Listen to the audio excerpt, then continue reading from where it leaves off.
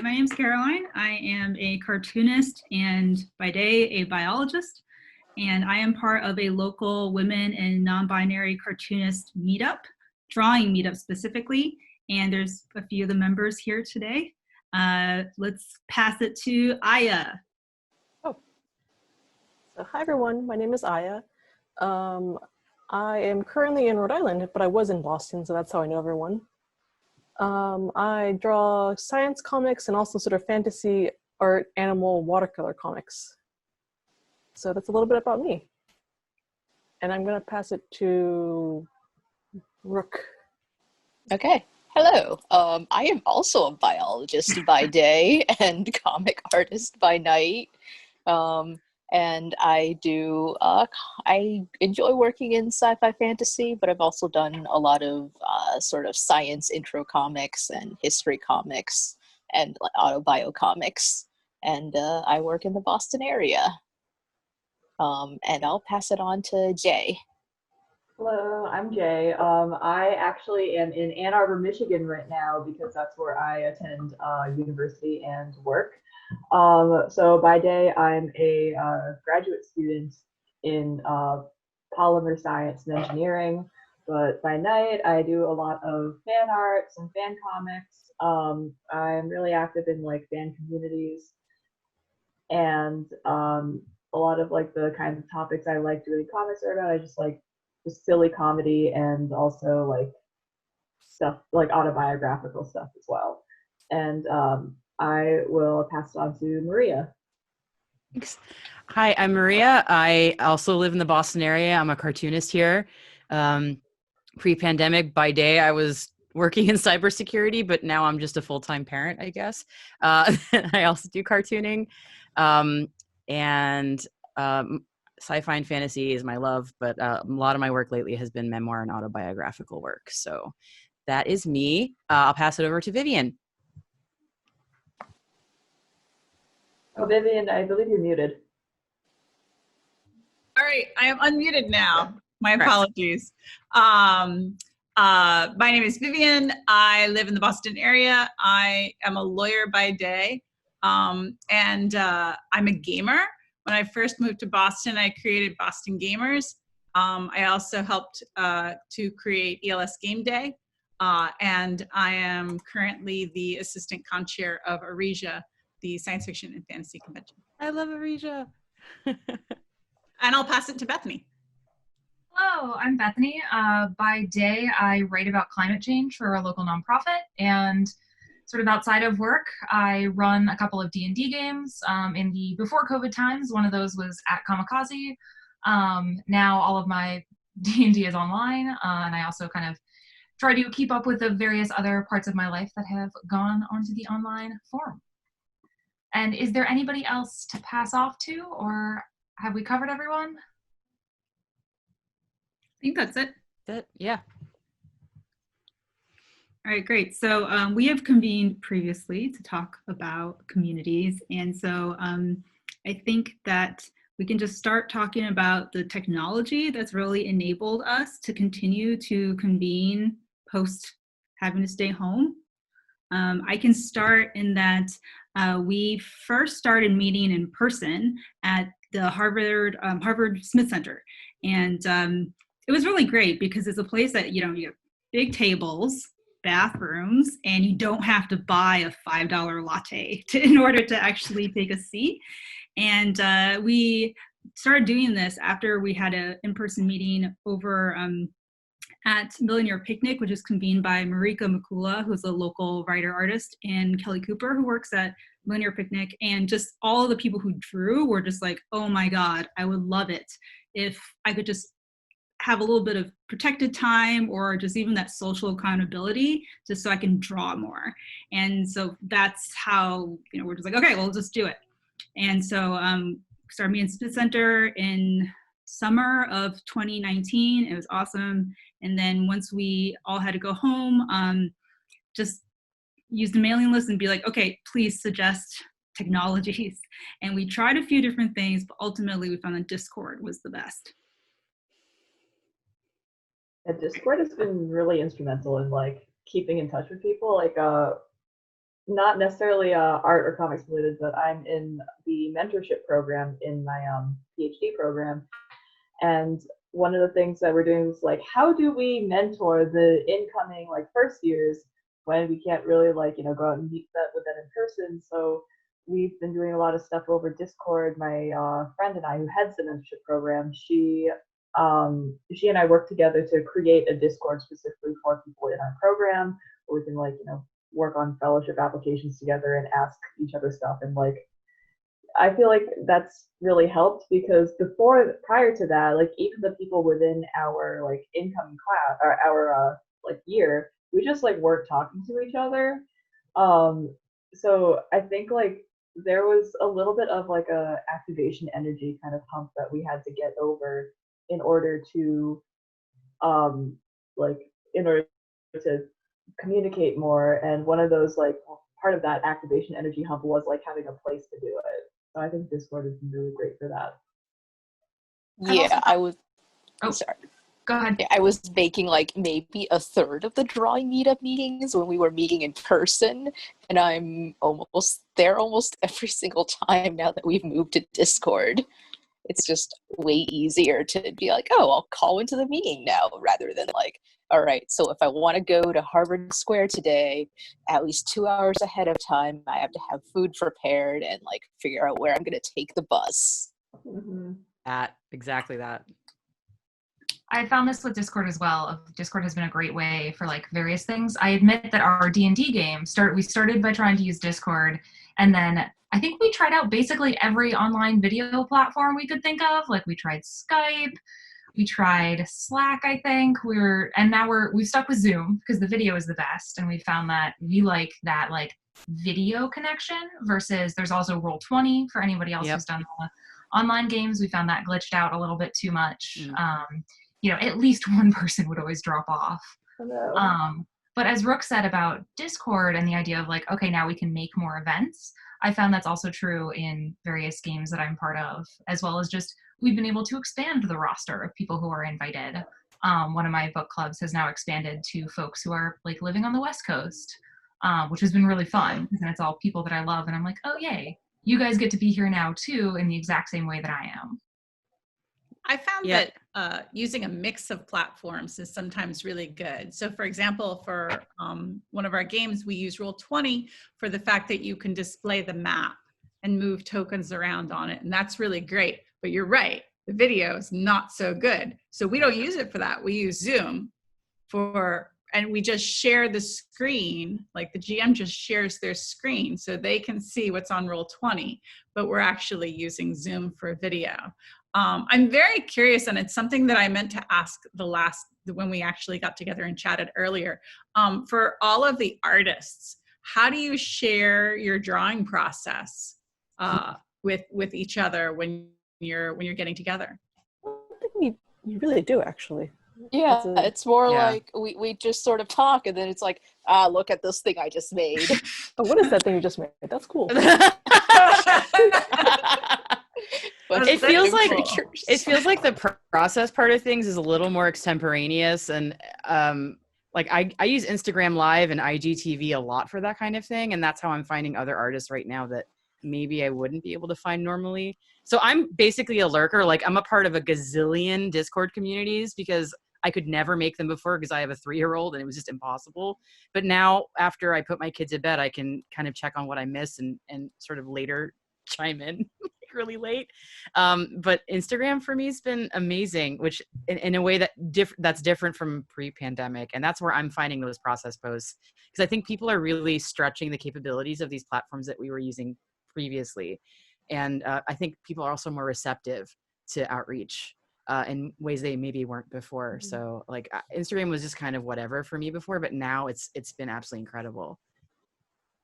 Although we did just discover a shared canvas for the drawing yesterday. Yeah, that was so fun. Maybe we should explore that more. I think we should. It's called like Aggie.io, AGGIE, and it works pretty well. It worked really well. I was surprised how it didn't collapse under the weight of all of us drawing weird Pokemon. For 6 people. Yeah, it did really well.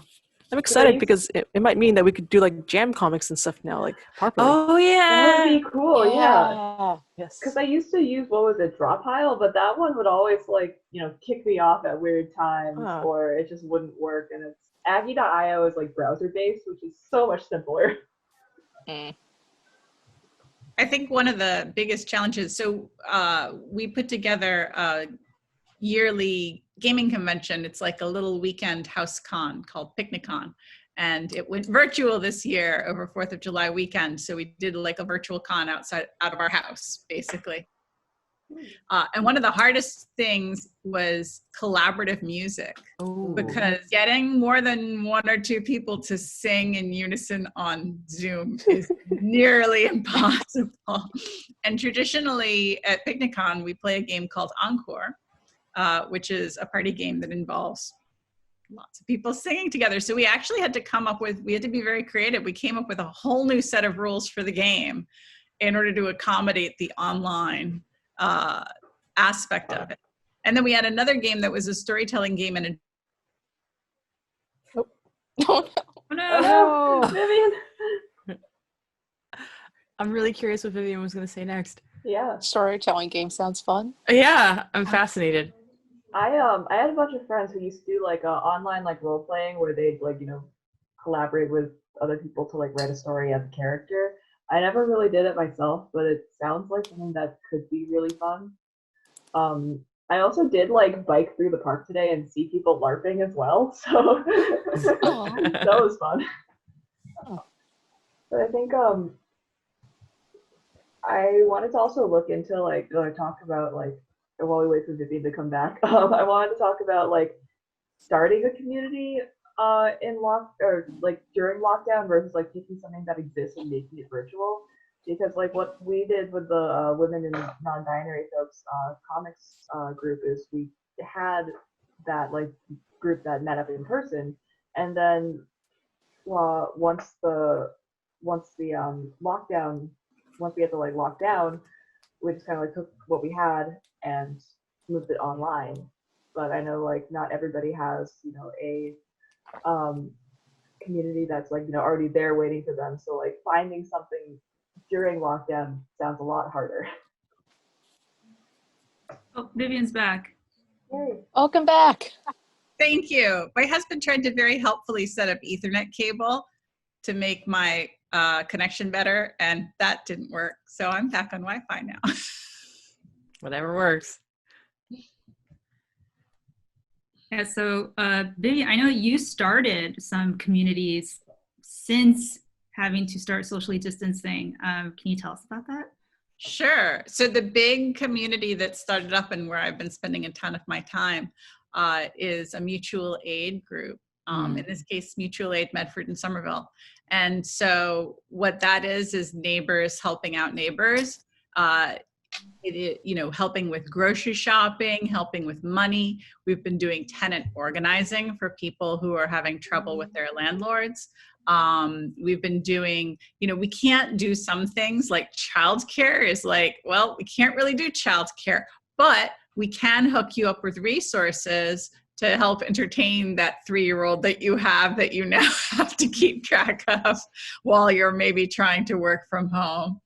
It's been really great. And that community is really interesting because like I've met all these people. They live in my town. I have never met them in real life, like not in person. It's just all been on Zoom and on Slack, which is the big platform that we use to organize everything. Are you using Facebook at all for that as well? Because we have one in Waltham, but it's entirely Facebook. My understanding is that there is a Facebook for mamas, but I'm not on Facebook, so yeah. I don't really use it. I don't like Facebook. Same, yeah. How do you go about building, like, because I know with communities, like, there's elements of like trust and like closeness that comes very easily when you're meeting with people in person, but it's a lot more difficult when you're like staring at names on a screen. How do you go about building that kind of like trust and closeness virtually? So our meetings are very touchy-feely. So we start off with like an icebreaker kind of thing every meeting so we can get to know each other, like, you know, telling people what your favorite food is and what you like to do. And we end with hugs. Like that? What? And we also do sort of trust building conversations. So we reach out and, you know, without, you know, a meeting agenda or anything like that, just sort of one-on-one or two, you know, three people together to talk and sort of, you know, get to know each other. But yeah, it's a challenge creating those connections. I'm really hopeful that they last. And like, yeah, that was one of the issues that, like, going back to the whole mentorship thing that I'm doing with my university program. Like, one of the things that we were like so concerned about was just like, all right, how do we get our mentees to like trust us and like us when we can't really like meet them in person? Or like, one of the hallmarks of the mentorship program is that like the program gives us like, I don't know, $40 to spend on dining out. And I've always thought that, like, you know, sharing meals with people is really great for like building closeness. And now it's like, that's something we can't really do. So how do we foster that closeness? I was lucky enough to get a mentee who, like, she and I had a bunch of things in common where we just start talking about one thing and it leads to another. It's like, oh, okay, like even through Messenger, we now know, through this like one-on-one conversation, we now know like all these things about each other and feel like we could actually be like really good friends. But I know like in larger groups, like I don't know how if this is true for other people, at least for me, when I join like a large Discord, I'm like, oh God, look at all these people. They're all looking at me. What do I do? And then I just kind of like join a Discord, never say anything ever. Discord can be really intimidating. At least. Completely agree. Oh gosh, especially large ones. And like, there's something kind of nice. Like, I guess I can kind of liken it to going into like a crowded convention center, because at least in like a convention center, you are like space limited. Whatever shenanigans you're getting up to, like, you know, your friends are with you, so that's it. And then you're kind of like anonymous in the sea of people. But like, if you send a message on Discord, you are putting yourself out there in front of a large group of people. Yeah. So that's a little bit like a bit of a limiting factor for jumping into these kinds of larger communities, at least for me. I do like that they do have a sense of moderation. It does remind me a little bit of like old LiveJournal communities a bit, where, you know, you've got a sort of closed community. It's not super closed, but it's sort of closed, and it gives you a sense of like, okay, this is an in-group. There is a little bit of safety here, more so than like the wide open world of like a public Facebook group or something. But yeah, it gives me that old LJ community feel sometimes, which warm and fuzzy. I like that. Has anybody been to any events I mean, obviously we're all here at LadiesCon, right? So we're connecting with that community here. But has anybody else been to any events that they felt really fostered that sense of community? I have. So my younger brother, he's a comedian in the Chicago area. And one of the things he did was there's a like almost like Mama's. It's like a mutual aid group in Chicago. And my brother wanted to go about raising money for them, and also, you know, like creating an event where people could just like have a good time. So what he did was he and some of his like, you know, comedian writer friends ran a virtual comedy show. And at first I was kind of like, virtual comedy, like there's a vibe that you get from comedy shows where, you know, is everyone laughing in a room together? How are my brother and his friends going to be able to replicate that, you know, on Zoom? And they did it pretty well by, like introducing the group. The MCs were very like involved, and we were allowed to just kind of like, even though we had to have like our mics off for the most part because of like feedback loops and whatnot, my brother and the MCs are very much like, please type in the chat, heckle everyone in the chat, And so because the chat was just kept like rolling with people's comments and laughter, it felt good. That's true. I went to a science communication event where it was kind of the same thing. We had a couple of major people on screen sort of talking, and meanwhile in the chat, people were just going on and just, first it was very just actual science questions, and after a while I was like, oh my God, there's a dog in the screen, everyone a dog, and everyone was, ah, and or things like that, and I was like, all right, this feels good. I like this. Yeah, the Comics and Medicine convention was like that a little too. And it was good because there were like branching discussions that started going off in the chat. And yeah, Caroline, you were at those too, weren't you? Yeah, that was like late spring. Pandemic, right? Late April? Early April. Yes, I thought that was a great series. I was the first virtual Comic-Con I attended, just like, okay, let's see how it goes. And it was awesome. I think there's something really nice in that some of the elements of a Comic-Con that sometimes stirs up like a lot of excitement, but can also really drain you. Like, I feel like some of that stuff is gone, just like dodging bodies, waiting for the bathroom, all that kind of stuff. Like, it's gone. It's kind of nice. Yep. Yeah, all the like socialization without having to just like weed through like 20,000 people. Yeah. I think something that like is really useful in Discord, because it seems like if you get people on topic, they tend to communicate a lot better, and like maintaining sort of the communication and the activity within the group is difficult. Discord you can make a Discord community and then make like little mini rooms off of the community, and that's been helpful for 2 or 3 of the Discord groups that I'm in, because you can have like, here's one for posting memes, here's one for posting about pets, so people who feel intimidated about talking in like the giant chat that everyone can see can go into this one, and it'll be like, well, people won't be here unless they really want to be, so I'll feel less pressure about speaking up there.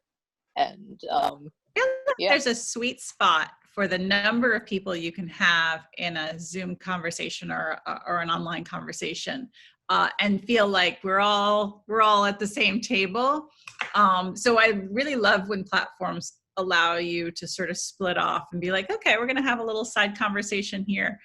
When we celebrated Passover, we did Passover online with like 50 people and on Zoom. And we literally had breakout rooms. Like, that's what we did. During the actual Seder, we were all together. But when we were having dinner, we just sort of did random breakout rooms so that we were eating with 7 or 8 other relatives. And it was a lot more manageable. Yeah, that kind of thing really helps. Like, we did something similar for our Taekwondo end of the year sports banquet, and our Taekwondo club is huge. Like, I don't know, 80 people during the semester, and then like alumni and other people will just like come and visit. So the end of the year banquet is like, over 100 people. And one of the questions is like, wow, how are we going to fit like over 100 people on this Zoom call and make it seem okay? So one of the things that was proposed was like breakout rooms, because it's supposed to simulate being able to like talk with people at your own table and not have to bug people at like a table across the room, essentially. That happened organically in a friend group that my friend group.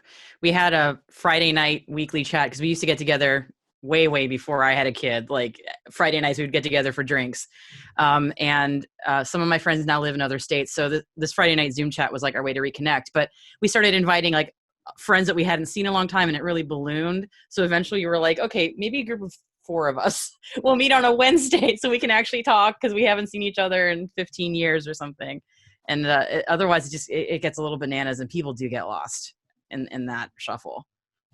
So there's actually an app that I heard about, which I've been trying to find what it is for the past 5 minutes. It's called like In Room or something, where it's kind of set up so that there's people and you can go and like click on people's icons, I guess, and go talk to them. So it's a little bit mimicking what happens in like, cocktail parties and stuff. Yeah, I don't know if it's the same app or if it's something similar. There's one called like House Party or something. That's like the that. one. Yeah. Yeah. Okay, yeah. It sounded like more formal than that, but maybe there's several apps that are doing the same thing.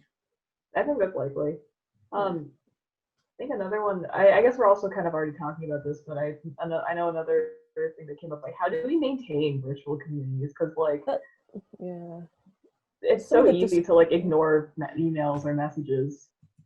As the emailer, I will say, just do it. Like, there have definitely been some weeks where just work life, personal life, I've been like, oh, I don't know. But then just, and I tell my coworkers too, like, I have a hard leaving time on Tuesday. None of this experiment runs over stuff that often happens. And yeah, just keep doing it. And I think I think that's paid off overall. Like, going for a year, okay, which I realize maybe compared to some other people's meetups is not very long, but I'm going for a year. I feel it's going strong. So yeah, I feel like what's worked best for me and like the various communities I'm part of is to have a hard date. We're just like, all right, every Monday is, this D&D game. If you can't make us, can't make it, let us know. And sometimes if a couple of people can't make it for, life happens, we'll still meet up and just chat. Like, we might not have enough people to run a game, but we'll still like hold that time. And that's been really good for the various groups I'm part of. Just like knowing that is coming up, as well as like anything that's less, rigid than that, scheduling the next event while you're still together, I found helps a lot, because then you're not relying on like one person to remember and send that email and all of that. You're just like, all right, we're all here now. Let's decide when we're next meeting. I think that's a really good point. I found that like scheduling the next event while everyone's together like helps the most. Yeah, and if people are getting fatigued and they just need a break, which has happened to me a lot, then just be like, well, just maybe 2 weeks out instead of next week or whatever. Building in that break time can really help too, so it doesn't feel like a chore. Do people find that social time needs to be shorter? That you get sort of fatigue on being online? Because I know my games used to run 4 hours, and there's no way people will be on Zoom for 4 hours. Yeah, we do a Saturday night Gloomhaven game where we have like a multi-camera thing going on. So there's like 3 cameras on the board, and that goes. Yeah, it goes like 6 hours, and yeah, so I'm there up until like 2 a.m, and I've got a 3-year-old, and my husband and I are like, she's going to be awake in 5 hours. We really can't be doing this every Saturday. I'm going to die. So we're now doing it like every other Saturday and trying to shorten those campaigns, because 6 hours is like a lot. I really feel that, like, just like as a work thing, like we have like a weekly group meeting just to conduct lab business and like give research updates and whatnot, but like those tend to be multiple hours long, on the order of like 2 to 4 hours. And sometimes like it gets a little, I feel the fatigue set in at around like an hour and a half into the meeting. And it's just kind of like, oh gosh, like what, like can I do this for another like 2.5 hours? I don't think I can. I need to like go and take a walk or something like that. Because sitting in one place and staring at a screen and having a meeting and having to like be like present for that it's more tiring than one would think. Yeah, I think it would definitely be good if overall people could institute like, okay, you can be audio only if you want, or you can also, this is a good trick if you don't know it, you can turn off your self view on Zooms, so that it's just not having yourself staring back at you is somehow just nicer. Yes. If it comes down to that, you're like, wow, I'm not looking at myself. Great. So that's some tips right there. I've also found I get a lot of Zoom fatigue because I'm on Zoom so much for work. And so then, some days the last thing I want to do after being on like 4 hours of meetings at work is do another 4 hours of, games with friends, and love the games, love my friends. However, it's a lot of Zoom time. So yeah, finding those other platforms as well and being like, all right, maybe we don't hang out on video, maybe we just chat, can sometimes help. Actually, what I just mentioned, those tips are mostly for like work. if it's not work, I'm just actually really completely fine just being like, let's Zoom for like 3 hours, woo! So, sorry, I interrupted someone. Oh, no, that's fine. I was just popping in.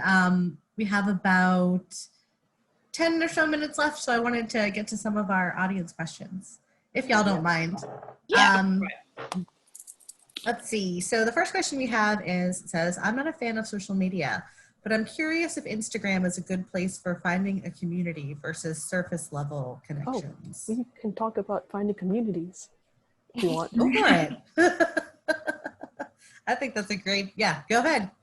I'll just start by saying, actually, so like, because a lot of stuff has gone online and some of it has already been online. For instance, NaNoWriMo, National Novel Writing Month, has its own online thing. And so like a certain time, like I think it's June, and then November, they're just, people will be like, just form little groups, little writing groups, so temporarily for about a month. And that it's really fun. It's like low commitment. You just kind of check in, so you find some friends. Yeah. Sorry. I was going to say on the Instagram thing, I that's probably one of the ones I use the most aside from Discord. And I'm of two minds about how great it is for community because it is very noisy and it can be really hard to dig through. If you've got like a very specific subset of people that you're looking for and you find them, you can, like, I have a community of cartoonist parents that are like, is my community on Instagram, but that's like a very, very small niche. Like that has been my lifesaver in lockdown. But if it was just like cartoonists in general, like there's a lot of us. I don't think like that would be easily, you can dig through that easily in Insta. But again, if you have that niche you're looking for, you might be able to find it. It's worth a shot. I'll say I'm terrible at social media. I'm not on Facebook at all. I'm not on Instagram. I'm very rarely on Twitter. But I ended up finding out about a local group just from my local, relationships that I have in Somerville. And so don't be afraid to start local because those are the kind of communities that you might be able to keep, more easily after COVID is over. And whatever your interest is probably somebody around who may be your neighbor that you don't know and you could get to know them. Yeah, I feel like it's a lot, like, I had a lot of this problem, like, after I finished undergrad and I, like, took my gap year, I was like, oh no, now that I'm, like, I don't have, like, college clubs or whatever to go and find and meet new people, how do I meet new people outside of, like, work? And one of the things that really helped was joining the comics, our comics collective. And then on top of that, like, COVID, I took Taekwondo classes and would get to know people there. During COVID, I think Vivian's advice of finding like local groups, especially, I think a lot of like local businesses and local groups will have and post about things on Instagram. So like the comic shop, like right down the street from me, they have their own like D&D groups, and they mention like, hey, there's this kind of group looking for people to hang out with, contact so and so. So especially if you follow a lot of like local businesses and local like businesses around which communities tend to form on Instagram, I think that's a good place to start. Awesome. So our next is actually a comment. Somebody wanted to let everybody know that there is an app for recording music together. Oh. And it's called Acapella. I will look into that. That's exciting. Fascinating. I need to write this down. One of my communities is a like song-oriented, singing-oriented group. And we've entirely transitioned to just like playing Jackbox games because we've not found a way to sing together online. So it's called Acapella? That's It's what it called, I'm says. looking it up. It's at mixcore.co, I think, and it's called Acapella. Connect, collaborate, and create music with others. So it's pretty Nice. cool. It's on the Apple Store. I don't know if it's on other things. It's also on the Google Play Store, I think. It is. At least if Google is telling me the right thing. Thank you so much, whoever said that. I will totally check that out. Let's see. Our next question is when things go back to whatever normal will become, do you think that these communities will become hybrid? I mean, I can answer to some of the conventions that I've been working with and on. Yeah, they're definitely going to be hybrid. And that's very exciting to me because it means that we'll be more accessible to people with disabilities. It means that we're going to be able to get people who maybe can't afford to come and stay at the hotel, but then they're going to be able to participate in those late night events anyway. So I'm kind of very excited about that. Yeah, this has actually been the most socially active I've been in years, to be completely honest. It's having a kid just killed my social life, and now I can actually do things that I used to be able to do and not have to worry about getting a babysitter for who's going to watch my kid. Like, I can just participate. It's awesome. So this has been a weird silver lining for the pandemic for me, that I've been able to reconnect. So I'm really hoping some of this continues when we're more normal. Yeah, I second that, because I did sort of realize after the pandemic, after a month or two, I was like, oh, I'm actually being weirdly more social than I realized, possibly more than before, because I'm in Rhode Island, kind of a slightly more rural area, and I have to drive anywhere. I have to drive 30 minutes to get to Providence and stuff, and I kept having to do that to go be social. And now I can just be social anyway. Pop in and every weeknight there's practically some kind of event that I can go to. Awesome. That's exaggerating a little bit, but Yeah, I know at least some of my communities will end up in either a completely virtual, remaining virtual, or a hybrid model, in part because I moved during the pandemic. Because of the pandemic, I moved from Cambridge out to Vermont.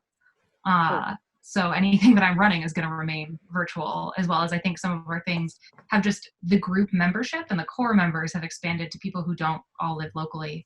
So I think we'll definitely remain virtual. Yeah, I'm not sure what's going to happen with our cartoonist meetup. I think it might even be maybe every other or something like that, or just have an iPad at the end of our drawing table. I haven't figured out yet, because there's also people who have been telepresence. Yeah, there's been people who were attending in person that once we went virtual, actually, for various reasons, like Zoom or video chat wasn't for them. So yeah, I would love to keep more people included, but that might mean just varying the events a little bit, maybe every other week or something like that. Great. And our next question is actually for Bethany, but I imagine that a lot of you might have some feedback on this too. What tips do you have for taking D&D from live to virtual? Yeah, I was going to say, I really liked what Vivian brought up. I've done that in one of my games, the idea of doing multiple platforms. I think it also just starts with figuring out what your players want, particularly if you have an established game, see what your players are comfortable with. Do they want to be on video? Do they just want to chat on Discord? And then see if you can do some sort of hybrid between Roll20 for maps. If your group is really into maps, we do more sort of theater of the mind. So I don't tend to bother with the Discord maps or the Roll20 maps. But then we just meet via Zoom, and then we all really like rolling dice. I asked my players about this, and everyone was like, no, we want to physically roll our dice. So we just see each other via Zoom and kind of narrate that way. Yeah, anyone else can weigh in. I would add to that, that, being online opens up a lot of cool visual tools. So you can open up a Google Doc and you can drop I have a game master who runs the game for me, and he just drops pictures in there all the time. So it's like, oh, you're talking to this person represented by this celebrity photo that I have downloaded and just dropped in the Google Doc. So you're able to see what's going on. So that's sort of an added thing. Don't be afraid to sort of mix and match tools. There's also a ton of dice tools out there that do make things easier so that you're not rolling 5,000 dice, which is nice.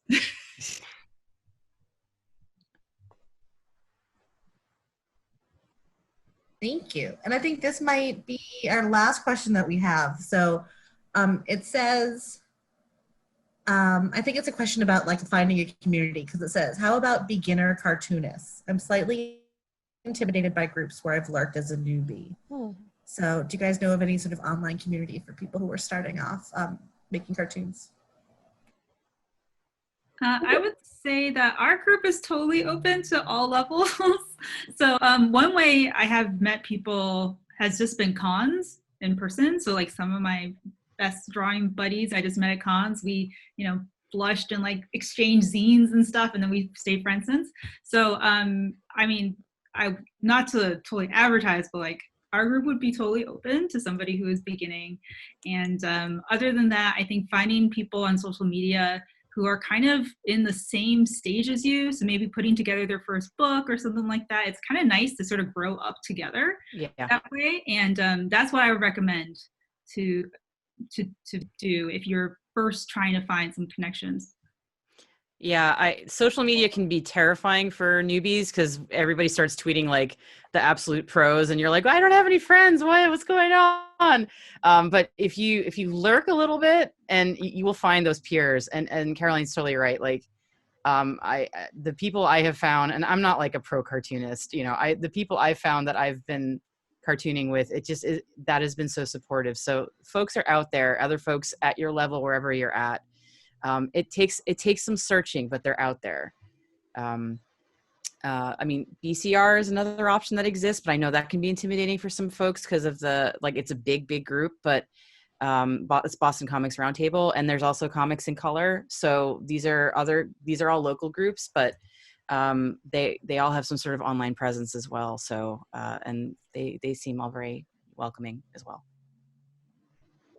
I think if you're on Facebook specifically, there are a lot of Facebook groups that are more geared towards like beginner cartoonists or beginner artists, mid-level artists. Like for instance, like one of the ones that I'm in is like one centered around like techniques and tricks for Procreate. Like I got Procreate in 2018 or whatever, and I'm still like learning how to. I'm learning how to new things about it every day. But it really helps seeing somebody who's like also learning Procreate and being able to kind of engage with them in an area where it's like, yes, we are both learning and it is safe to ask questions. So definitely like search around a little bit on Facebook.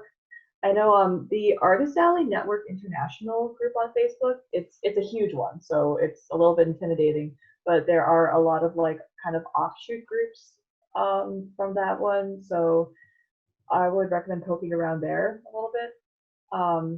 And that one's a nice one to look into.